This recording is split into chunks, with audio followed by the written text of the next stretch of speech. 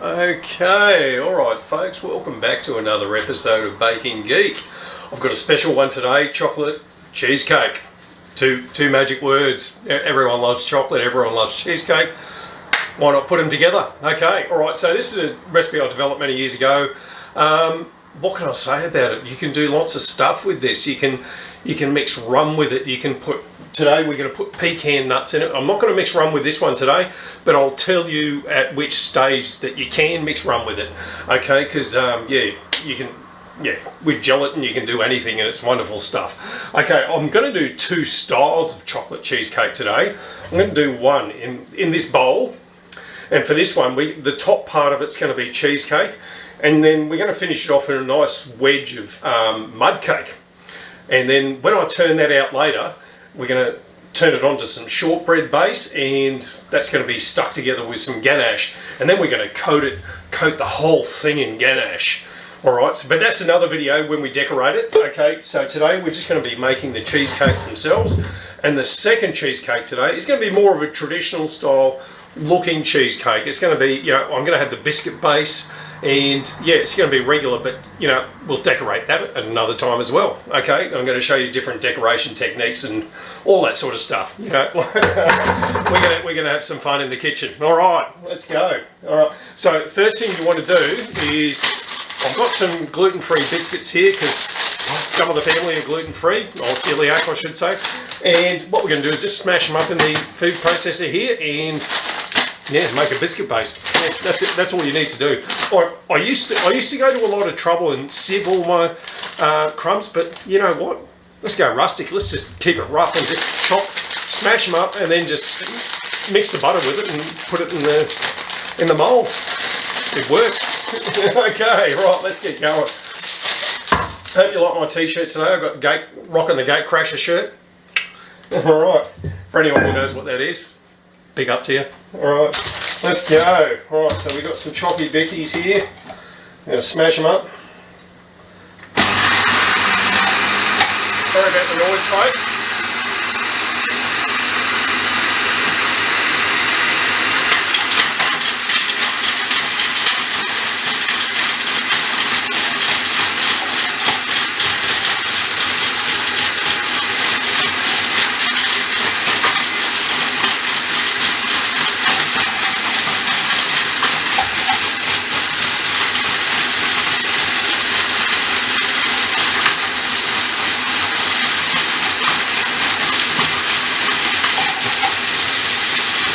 Okay, I hope that's not too noisy.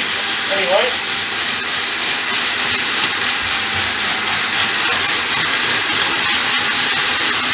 Right, I'll let that go for a little bit. And what we'll do in that time is heat up our butter.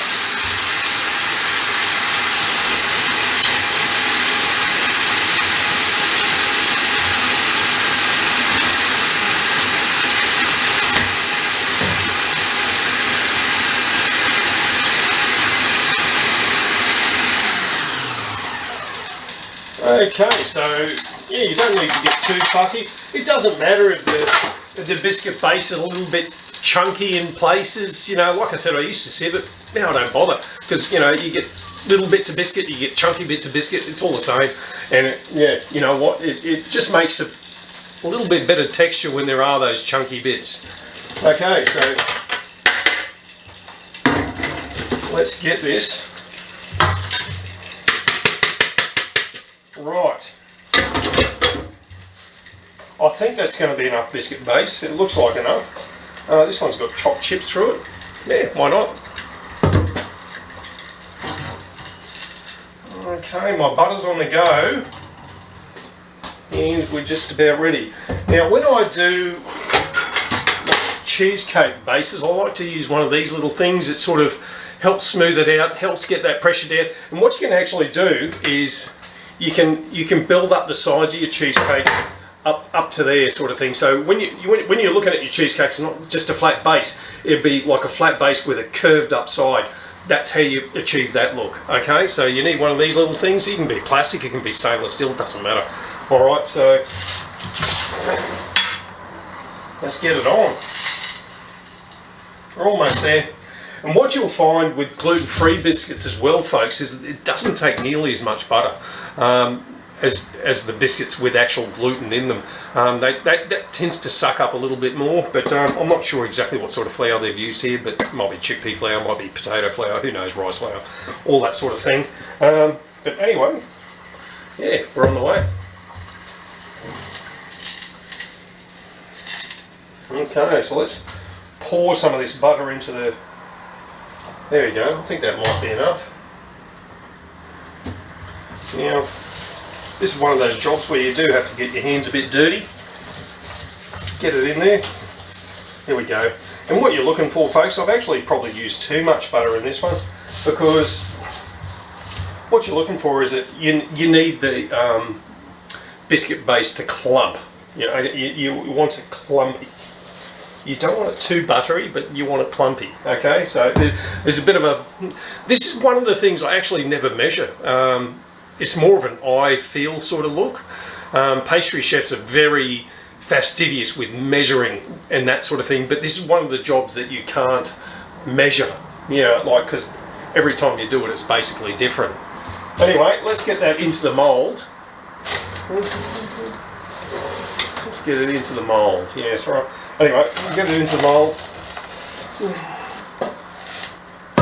And spread it all about. Push it down to start with.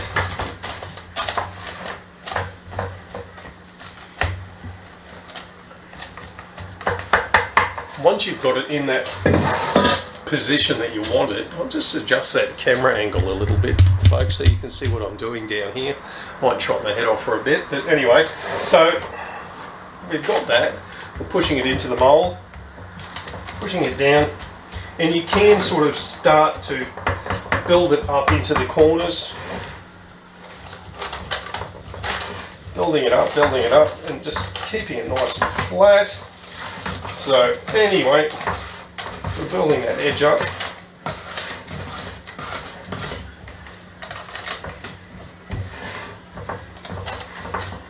There we go.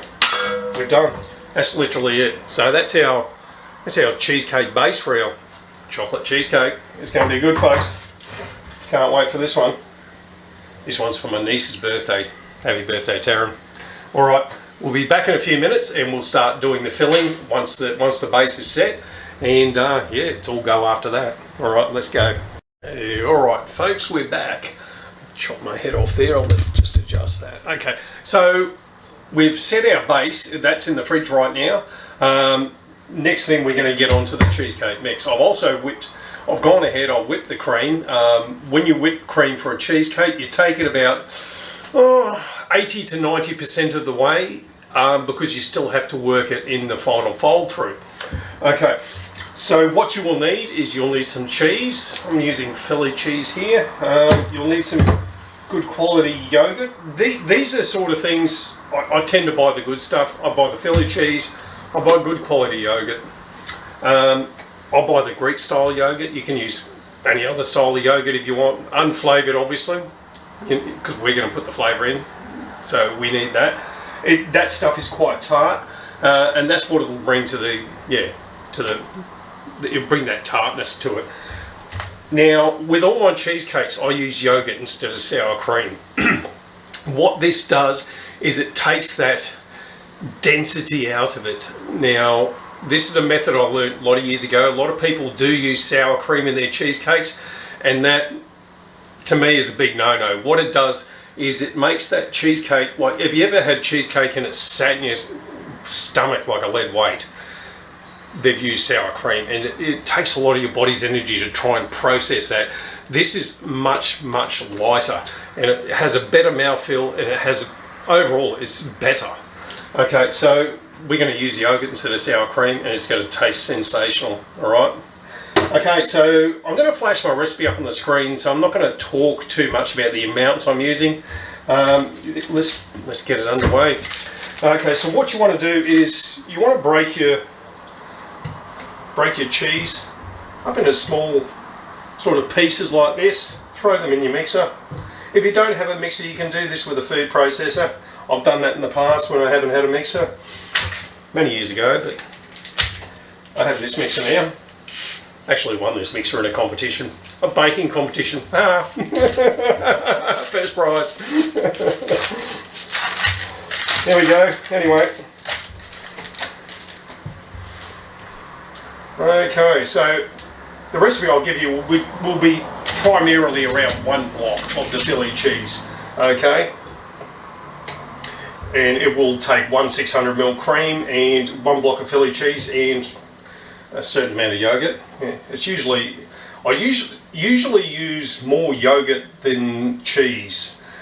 Say you're using 250 grams of cheese, you'll use maybe 300 grams of yogurt. It's just, yeah, slightly more. Anyway, once you've got all your cheese in the mixer, we can start mixing. Okay. What I'm actually going to do is to help break up that cheese so you don't have so many lumps, is I'm going to put the sugar with the cheese. Okay. Alright, so we're going to clean the hands off again. They're always cleaning the hands. Okay, so let's get the sugar into the cheese. Okay, there we go. And just kick it off to start with. When you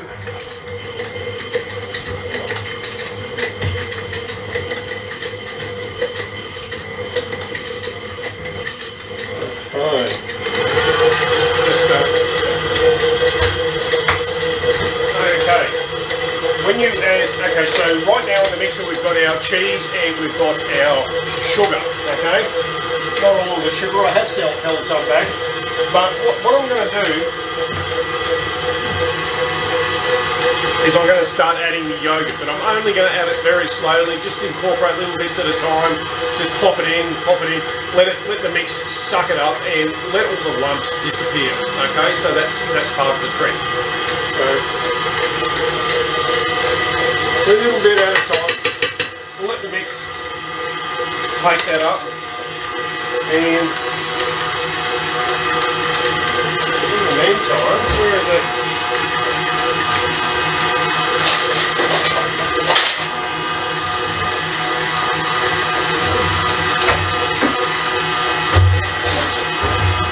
okay. Always have a scraper handy, always scrape down. I'm going to turn that mixer off, really just take that off and just sort of run that round the edge. So, yeah, and throw it back on. Okay.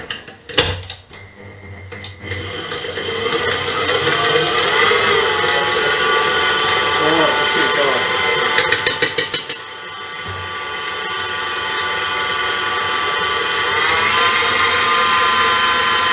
What you want to see, folks, is you want to see those lumps starting to disappear.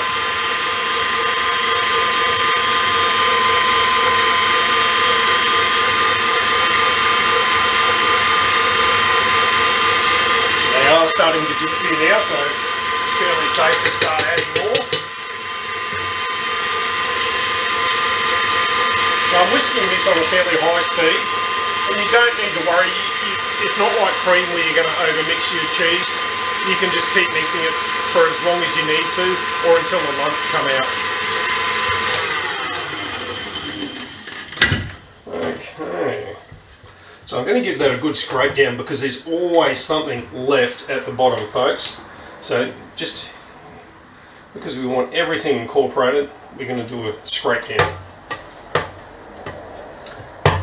It does get messy, unfortunately.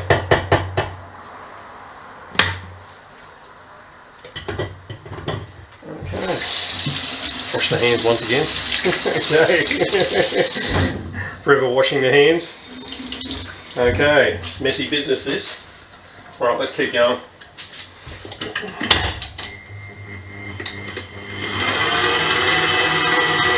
Still got a bit more yogurt to add, but I'm fairly safe to say, I'd say all the lumps are out by now, so I can just start loading the rest of the yogurt into it, okay?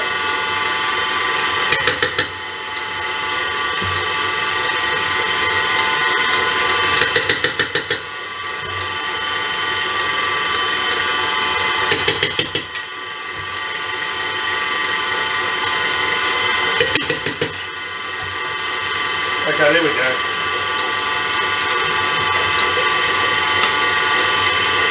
That's our yogurt cheese mix. I've still got a little bit of sugar here. Just incorporate the last of that.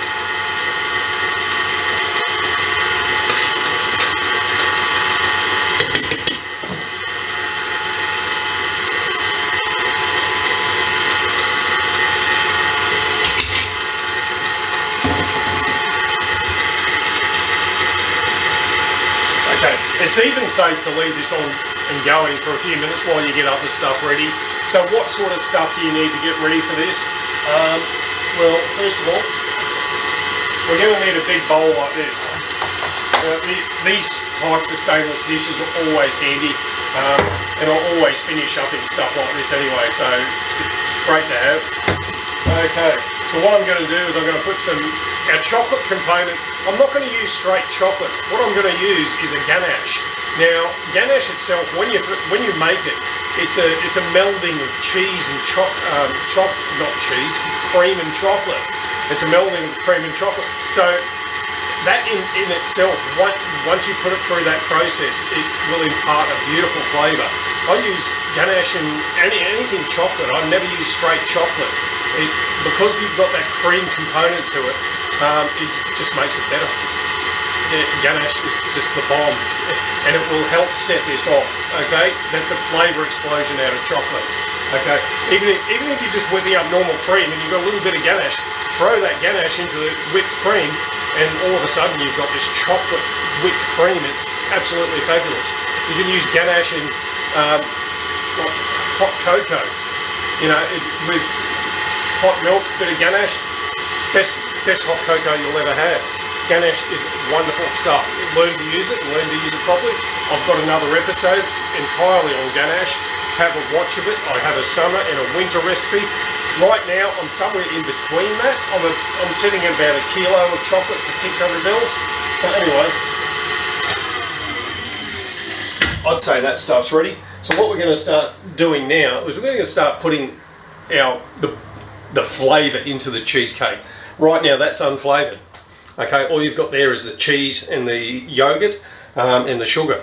That's pretty much it. I've got the cream in the fridge. That's ready to go. Like I said, whipped up to 80 to 90%. And let's go. So I've got a big bowl here of ganache I made earlier. Something I made earlier. I've always wanted to say that. Yeah, right. Anyway, where are we? We need a scraper. Okay, we've got a scraper, and at this point you don't need to weigh the ganache. You've got a heap of ganache. You can use as much or as little as you want. I'm not going to tell you how much to put in, but for me, I like a lot, so it's going to be that much. Okay, this is going to be dark, it's going to be rich, and you don't need to worry a hell of a lot about it because the gelatin will help set all of that. But before we put the gelatin in, what we're going to do is I'm going to spice this up a little.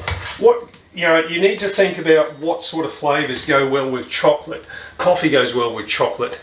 I've got some pecan nuts here. They're going to go really well with chocolate. If you don't like nuts, that's fine. Leave them out. But coffee, chocolate, coffee, pecans, rum goes really well. If you're going to put alcohol into this, this is the stage where you do it. Okay. So, unfortunately this is a kid's cake, so we're going to not use the rum today. Okay, we're just going to use the pecans. Okay, so we got the pecans, we're crumbling them up. I've actually roasted these in the oven, and that's a pastry chef's trick from many years ago, mate. If you need pastry chefs in general, when we work, we pull flavour is what we do, and we experiment with flavour. I will never use raw nuts in any of my stuff. I will always toast them. Same with coconut, same with nuts. It just pulls all that flavour out, and you can use that, and it just explodes on your tongue. Okay.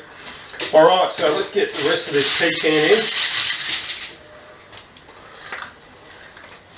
For Christmas time, this is one of my Christmas cake recipes. I'll use all three. I'll use the rum. I'll use the coffee. I'll use the pecans, and just jumble it all into one, and it goes really well. Everyone loves it. Okay, so I've got my gelatin mixture, I've got my ganache, and I've got my pecans. Okay, so that's going to go straight in. Let me get myself a whisk. Alright, so everything's a little bit on the warm side right here, which is okay. You need to incorporate that stuff while it's warm. The ganache will just suck up all that gelatin and you'll end up with like a chocolatey sort of thing like that. It looks nice and shiny. It's going to set fairly soon, and once we start adding some cold stuff to it, like the cold cheese and the cold cream, the gelatin will start sucking all that stuff up, and it will set. Now that right now is a bit, it's a bit over blood temperature. I've just stuck my finger in it. That's a good way of telling what sort of temperature you're working with, and that's okay.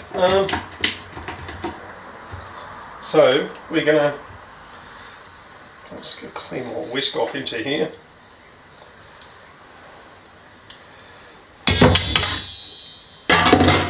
It will take you a little while to get used to gelatin. Gelatin's a funny beast. You have to add stuff slowly, and then once you can see it start to take, that's when you can start piling the rest of it in. So what we're going to do here today is I'm just going to add a little bit to start with. I'm just going to get that into the chocolate, just to get it started.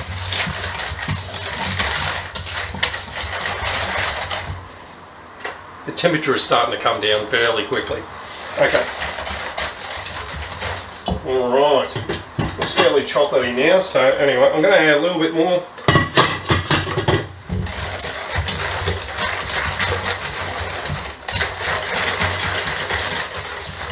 Okay. There we go. Alright. And that temperature's coming down fairly quickly. Alright, so we're just going to, what I'm going to do is I'm going to add the rest. So I've done 2 loads into that before I added the final load. Okay, so you want to do it in 2 or 3 stages, sometimes 4, but I'm fairly confident I can get away with this and add all of the rest of that without any trouble at all.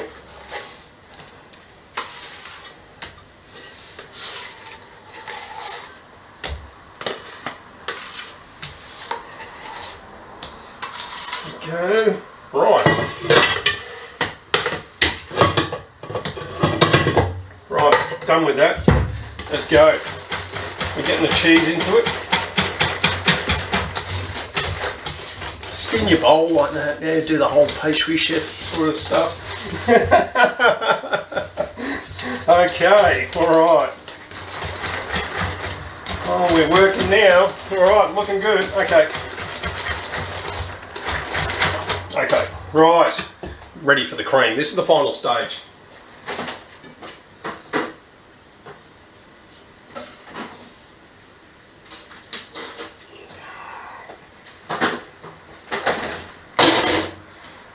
Okay, just as before, we're going to take it easy with the cream. We're going to add a little bit to start with, then we're going to, probably 2 or 3 stages, we're going to start going a small amount, a larger amount, and then probably the final amount, okay?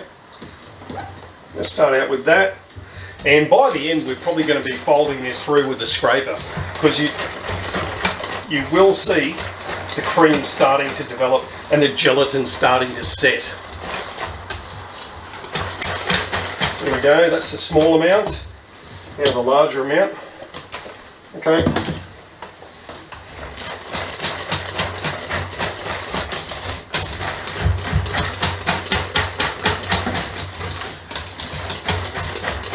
That's looking very nice. Okay, and I'm just going to add the last of this now.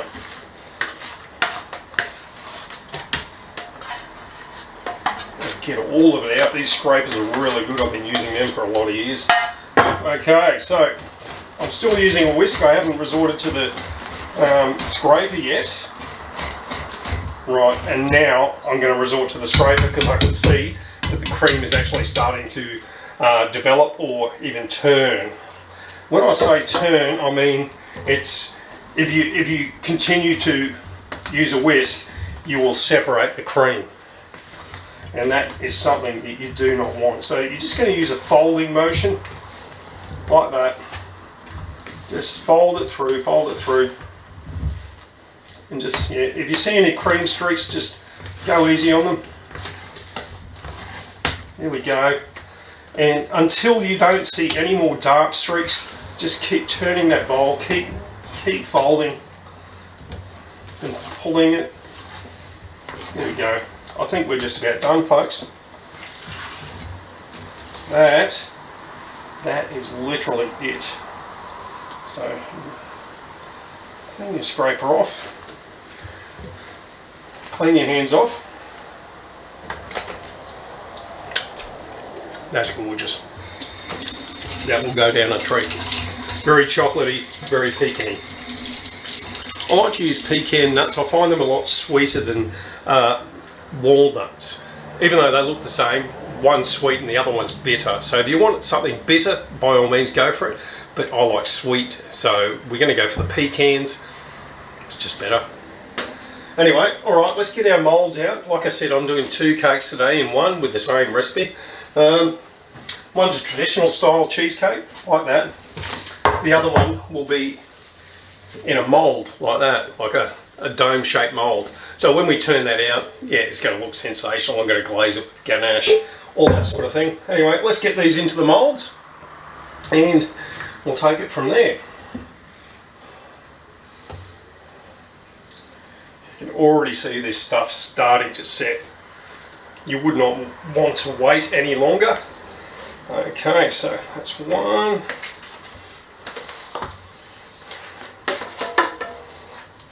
Okay, that's going to be a fairly big cake, that one. I'm going to put the last of it into this traditional style cheesecake.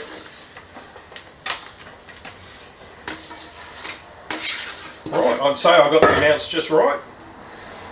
This small cheesecake, that's about a 20 centimetre, and this is about a 20 centimetre dome bowl. Alright, so and if you need to get your cheesecake flat, it's still a little bit rustic on top. That's when you get your mould, you just sort of tap it like that. Hopefully it doesn't come out of your mould and goes everywhere, but anyway, we've tightened that up nicely. That one's going to go straight in the freezer. And I like to freeze a lot of my cakes when I do them. Why? Because it's just easier. You can work ahead of schedule. I'll freeze this today and I'll pull it out on the weekend and decorate it. That's it. So you can do cakes in several different stages. This is how all good pastry chefs work. It just makes it easier. It's mise en place, stuff in fridge. Okay, so that one's going in. What we're going to do is we're going to get our mud cake. We're going to get our knife.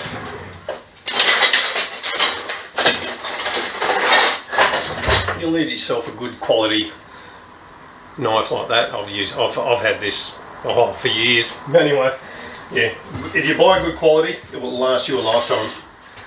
So,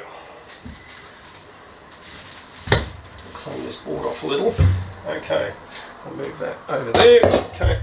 Now, when it comes to cutting cakes, okay, I've got myself a nice big slab of mud cake here. So I'll peel the sides off. Okay, don't need to take the bottom layer off. Okay, so when you go to cut a cake, obviously choose the height that you want to cut and make a cut and then spin the cake at the same time. That way, by the time you go all the way around, it's probably, you know, you go in a little bit, but that way you end up with a nice even slice. That's how pastry chefs have done it for years, okay? That's pro tip. Doesn't matter whether you're cutting up Genoa or a mud cake here, it's all the same, okay? So, twist as you turn, twist as you turn. There we go, we've got our line, and then we're just going to cut straight through. That is it. Right, so we've got a nice piece of mud cake there, and that's going to go on the bottom of our cheesecake. It's going to taste sensational. Alright.